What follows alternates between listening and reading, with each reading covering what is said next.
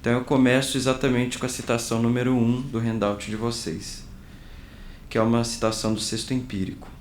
Assim, se a retórica não está preocupada com benefício, mas com prejuízo, além de não ser uma arte, ela será ainda um artifício pernicioso. E, de fato, já estabelecemos que mascara a si própria no mais prejudicial discurso. Então ela não é uma arte. As palavras de Sexto Empírico lidas agora parecem bastante severas e um tanto assertivas para um filósofo cético. Recapitulando o argumento clássico dos filósofos acadêmicos, que consideraram a retórica, ao menos desde o Gorgias de Platão, como um discurso nefasto aos cidadãos e à polis, por falsear a verdade, dobrar as leis a favor de causas até mesmo contraditórias, e por isso será feita a injustiça, Sexto parece também motivado a desqualificar a retórica até mesmo enquanto uma técnica ou uma arte. A refutação da retórica, no âmbito da crítica apresentada por Sexto Empírico a outras técnicas e também a própria retórica, possui razões filosóficas razoavelmente bem mapeadas no quadro do ceticismo pirrônico tardio, desenvolvido no século II d.C. Nessa nossa fala, no entanto, vou tentar mostrar uma leitura desse texto através de um prisma diverso. Buscarei encontrar no âmbito da retórica, enquanto prática cultural e educativa consolidada no Império Romano, aspectos que apontavam para a crise da qual Sexto Empírico seria uma espécie de espelho. Em outras palavras, sem discutir e entrar em detalhes sobre as razões propriamente filosóficas que condicionam e determinam o posicionamento de Sexto contra as técnicas, pretendo aqui contribuir com razões que precedem o próprio ceticismo sextiano, que se relacionam à crise decorrente de um certo esvaziamento da retórica, cuja prática, a partir do século I d.C., teria se reduzido a exercícios declamatórios, afastados da realidade, os chamados progymnasmata ou declamationes. Sabemos que com o avanço da cultura grega pelo Mediterrâneo, possibilitada pelas conquistas de Alexandre e seus sucessores, não somente a língua grega se desenvolveu e se consolidou como língua comum, koineglotá, em todo o Mediterrâneo Oriental, mas também proliferaram outras práticas da cultura grega, entre elas o ensino de gramática e de retórica. Como consequência dessa expansão, o estudo dessas disciplinas generalizou-se no mundo antigo, consolidando um modelo educativo no qual os gramáticos ofereciam os elementos principais da paideia grega, através da leitura e comentário dos textos considerados canônicos, principalmente de Homero, enquanto os mestres de retórica ofereciam um treinamento mais avançado, apresentando as técnicas para o uso persuasivo da linguagem em contextos de relevância social. A retórica, assim como outras técnicas e a própria filosofia, foram durante esse período introduzidas em Roma, fato que assegurou a sua preservação e a continuidade dessa tradição escolar no Ocidente Latino, consolidando um modelo de formação educacional fortemente assentado nas práticas de habilidades discursivas diversas, possibilitadas exatamente pelo ensino de gramática, em primeiro lugar, e de retórica. Com Holtz, podemos afirmar que, ao menos até o século IV d.C., com o florescimento dos gramáticos romanos e a acentuação das diferenças culturais e político-sociais entre o Ocidente Latino e o Oriente Grego, as duas partes do Império tinham em comum não somente a mesma história política e institucional, mas também uma mesma história intelectual, fortemente assentada sobre a tradição escolar de cunho retórico-gramatical, herdado do período alexandrino. Entretanto, em que pese o compartilhamento de uma mesma tradição escolar, alexandrina, e adesão, por vezes manifesta, por outras vezes tácita, da convivência das duas culturas em Roma, a introdução das artes gregas em solo romano fez-se não sem qualquer crítica. Quanto à instituição da retórica, Suetônio, historiador romano do século I d.C., nos oferece um interessante testemunho. Em diferentes momentos houve uma reação romana por ocasião de sua proibição, em 161 a.C., e depois, com a franca desaprovação de sua prática, quando ela já se encontrava instituída e regular enquanto uma etapa do sistema educacional. E aí eu leio com vocês só o último terço da citação 2 que vocês têm no handout. Citando uma lei romana de 2 censores, Suetônio afirma: é de nosso conhecimento que há pessoas que instituíram um novo tipo de disciplina, a qual acorrem os nossos jovens para aprender. Eles deram a si mesmos o nome de rhetores latinos. Aí os nossos adolescentes desejam passar o dia todo.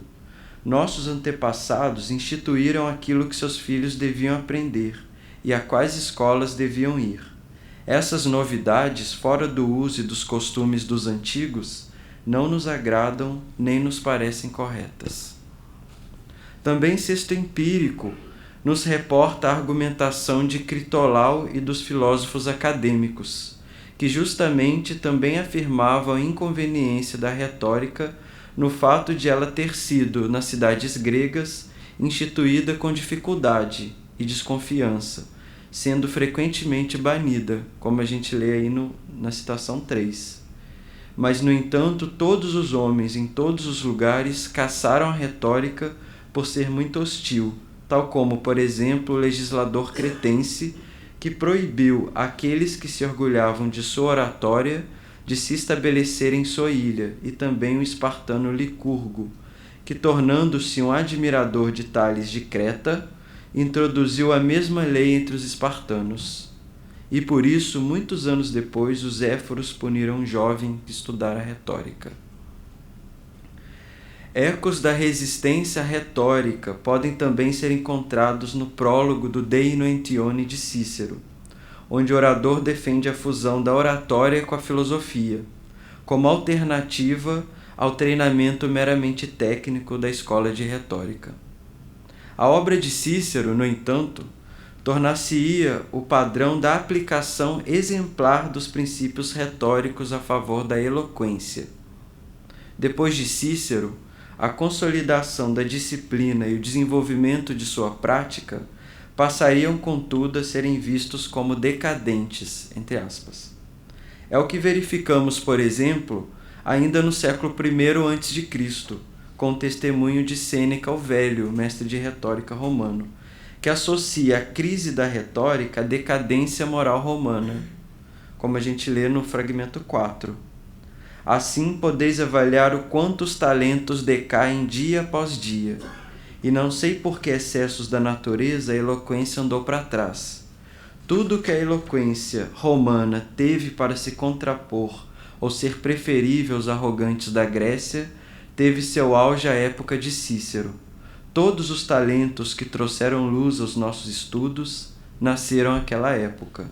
Desde então, a cada dia se degradam, seja pela luxúria dos tempos, nada é tão mortífero aos talentos quanto a luxúria, seja porque o valor dessa belíssima arte diminuísse. Todo o empenho foi transferido para atividades torpes em voga, mas que trazem honra e vantagens. Seja pelo próprio destino, cuja lei é terrível e eterna para todas as coisas, segundo a qual as coisas que atingem o auge afundam novamente nas baixezas, mais velozes do que quando emergiram. Com efeito, com a centralização do poder através da figura do imperador, a prática da oratória nos moldes republicanos perdeu seu significado, visto que a função senatorial se tornou diminuta nesse novo contexto, no qual a prática de discursos civicamente engajados, como os de Cícero, não tinha mais lugar. Assim, em lugar da eloquentia ciceroniana, na qual se fundiram princípios da técnica rhétorique com elementos oriundos de uma formação cultural e filosófica mais ampla, restou apenas uma prática meramente técnica e, além disso, artificial e deslocada da realidade. Essa prática, inicialmente instaurada na condição de exercícios declamatórios, os progymnasmata ou declamationes, que consistiam basicamente na simulação de causas hipotéticas a serem defendidas, usando muitas vezes temas mitológicos e literários como matéria, aos poucos se tornou a atividade principal, senão a única, das escolas de retórica. Assim, a crítica retórica parece também resultar de seu esvaziamento enquanto uma técnica, o que justifica, por um lado, a insistência de Sexto Empírico para demonstrar a sua nulidade quanto à produção de um resultado útil e a sua desqualificação enquanto sistema de apreensões válido. O que, no entanto, seriam, diferentemente da retórica, outras técnicas, tal como a medicina e a trique, a navegação kybernétique ou mesmo a etapa elementar de gramática, responsável pela leitura e escrita, a grammatistique. Por outro lado, essa mesma crítica emerge também no discurso dos próprios rhétores, entre os quais Tácito e Quintiliano. Eu vou ler aqui somente a citação de Quintiliano no fragmento 5 aí do handout de vocês.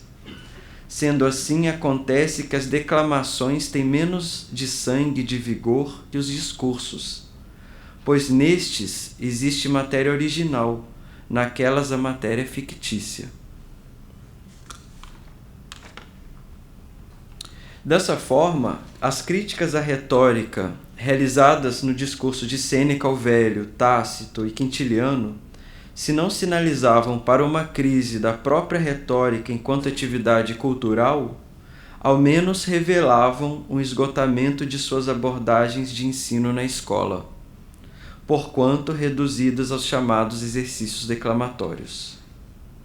Agora, veremos como a crítica expressa por Sexto Empírico pode ser lida como mais um elemento dessa mesma crise de modelos educacionais, visto que, conforme nos alerta Pellegrin, que é o editor e o tradutor francês da obra de Sexto Empírico, o propósito do contra os professores não é, ou não é mais, expor os ataques céticos contra a filosofia dogmática. Trata-se de criticar as disciplinas escolares, matema, no plural matemata. Com efeito, a crítica à instituição da retórica também se fazia sentir na tradição grega. No Oriente helenofônico, o ensino de retórica, de igual modo, consistiu durante certo tempo na composição de discursos, frequentemente sobre temas artificiais, que possibilitasse o desenvolvimento de habilidades de expressão oral.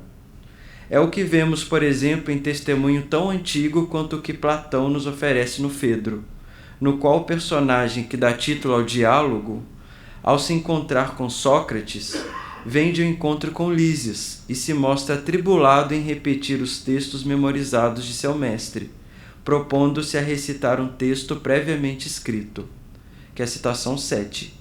E como se não bastasse, tomou o manuscrito e ei-lo relendo as passagens que achara mais interessantes. Finalmente, cansado de tamanho esforço e de estar sentado a manhã inteira, ei-lo que sai para dar o seu passeio, tendo já decorado, juro pelo cão, o discurso de uma ponta a outra, caso não aconteça ser demasiado longo. E se ia passear para fora das muralhas, era porque pretendia exercitar-se a recitá-lo. Essa prática declamatória e recitativa, que de resto é alvo de intensa crítica na obra do próprio Platão, parece ter subsistido na tradição grega, de forma especial na identificação entre sofística e retórica. Filóstrato, o doxógrafo do século III d.C., nas suas Vitae Sophistarum, Vida dos Sofistas Ilustres, nos oferece um relato bastante claro dessa identificação entre retórica e sofística, observando em seguida uma distinção entre a antiga sofística, fundada por Górgias, que ele sintetiza como filosofia retórica e que discutia de forma variada e aprofundada diferentes temas filosóficos, e a segunda sofística, essa sim formada por rhétores e que praticavam basicamente exercícios de declamação a partir de casos fictícios, hipóteses, afastados da realidade e da prática comum.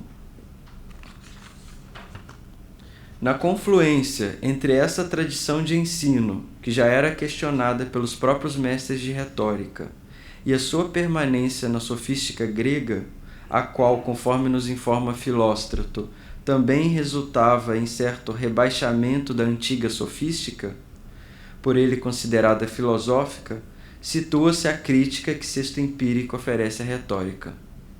Com efeito, se por um lado os rhétores denunciavam o esvaziamento de suas práticas, por outro a apropriação de suas técnicas pelos sofistas não revelavam menor artificialismo de expediente, engendrando, portanto, a perspectiva de que a retórica, seja no âmbito da própria oratória, seja no âmbito da sofística, carecia do valor e da dignidade que outrora lhe caracterizaram. Nesse sentido, é coerente e significativa a contestação da retórica, tal como se nos afigura na obra de Sexto Empírico, que lhe acusa de não se tratar de uma técnica útil para a vida, uma técne, mas um mero artifício, cacotecnia, argumento atribuído aos filósofos da academia e do liceu, mas que parece dar o tom de toda a refutação da retórica que Sexto implementa ao longo de sua obra, como a gente vê na citação 8 do Rendaut. E de fato, os colegas de Critolau, o peripatético, e os colegas de Platão, muito antes de o próprio Critolau ter considerado isso, condenaram a retórica como sendo fundamentalmente um artifício, mais do que uma arte. Dito isto, está pavimentado o caminho a se percorrer para a refutação da retórica enquanto uma arte, e que se pode sintetizar na obra de Sexto Empírico em 2 pontos principais. Primeiro, a retórica não possui um objeto ou uma finalidade de caráter estável, homogêneo e consistente. Com efeito, não raro, os oradores não são bem-sucedidos na tarefa em que se empenham, ao passo que outros, sem instrução retórica, conseguem ser muito persuasivos, usando até mesmo de outros meios que não a palavra. A gente vê isso na citação 9 do Contra Retóricos. Tampouco, além disso, atinge seu fim na maioria das vezes, tendo em vista que todo retórico, quando suas próprias experiências são comparadas, acaba sendo mais vezes derrotado que vitorioso, porque o oponente constantemente refuta seus argumentos. A retórica, portanto, não é uma arte. Do mesmo modo, é possível tornar-se retórico sem ter algum conhecimento da arte retórica. Então, a retórica não é uma arte. 2. A retórica não resulta em um produto útil, diferente de algumas outras técnicas, como a medicina ou a náutica. Aquilo que poderia ser tomado propriamente como produto do ensinamento retórico, que seria a boa elocução, kalelexis, ou bem dizer, eulegem, na verdade são perversões do uso comum da linguagem. E não raro concorrem para tornar o discurso exatamente avesso ao que seria melhor do ponto de vista retórico, que é um discurso obscuro, menos persuasivo, portanto, como a gente vê na citação 10. Falando sucintamente, a retórica não cria boa elocução, pois ela não nos ensina os artifícios para isso, tais como, por exemplo, que quem usa boa elocução é primeiramente o que não perverte a linguagem comum. Muito pelo contrário, já que os retóricos, desejando utilizar sentenças periódicas e epifonemas, assim como evitar a colisão de vogais e frases em homoteleuto, tornam-se eles mesmos incapazes de serem claros e, ao mesmo tempo, facilmente compreendidos. Desse modo, esses dois pontos assinalados exprimem de duas formas distintas a absoluta inutilidade e ineficácia do ensino retórico. Seguindo sua argumentação, parece-nos claro que o papel de Sesto não é tanto ou somente o de ser o porta-voz do ceticismo pirrônico tardio, tomando a retórica e as outras técnicas como objetos para um exercício do ceticismo filosófico.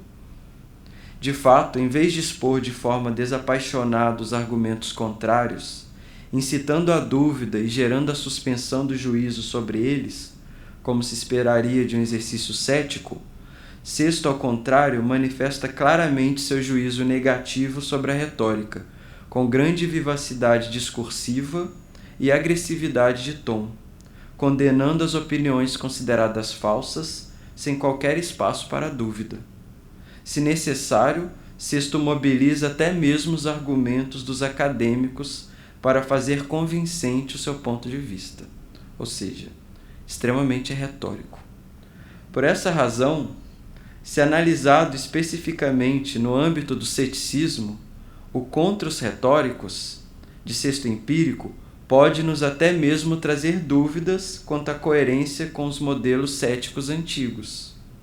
Como nos adverte Debord e mesmo Pellegrin, o tradutor francês que eu me referi há pouco. Sua leitura pode, com efeito, nos conduzir a classificar Sesto como exemplo de um ceticismo fora de si mesmo, como diz o Pellegrin.